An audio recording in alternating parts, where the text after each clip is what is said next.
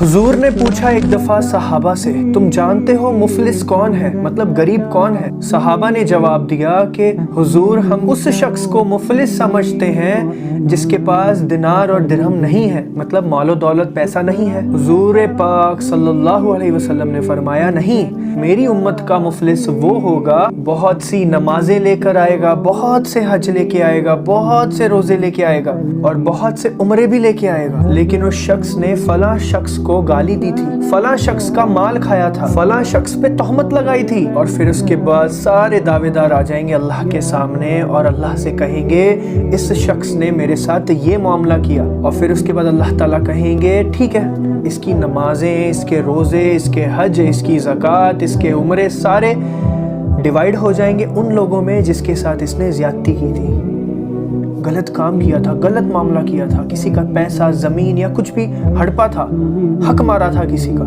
या गाली दी थी या तोहमत लगाई थी। और वहाँ पे कोई करेंसी या डॉलर तो है नहीं कि पैसा देके उनका जो बकाया चुकाया जाए, आप अपनी नेकियों से ही उनका बकाया चुकाएंगे और उस बंदे की नेकियां सब में तकसीम हो जाएंगी जिस हिसाब से उसने लोगों के साथ वो मामलात किए होंगे। अब हत्ता होगा कि ऐसा कि उसके पास सारी नेकियां तकसीम हो गई सामने वालों को और उसके पास कुछ नहीं रहा, खत्म हो गया सब कुछ, जीरो। लेकिन दावेदार अभी भी खड़े हैं वहाँ पे, उनका बकाया बाकी है। अब वो क्या करेंगे? तो अल्लाह ताला कहेंगे कि उनके जितने भी गुनाह हैं दावेदारों के, उनके सारे गुनाह इसको ट्रांसफ़र कर दो, यहाँ तक कि दूसरों के गुनाहों में दबकर उसको जहन्नम में फेंक दिया जाएगा। कि मतलब सबके जो गुनाह हैं इसके ऊपर आते रहेंगे और ये बंदा जो है ये जहन्नमी बन जाएगा।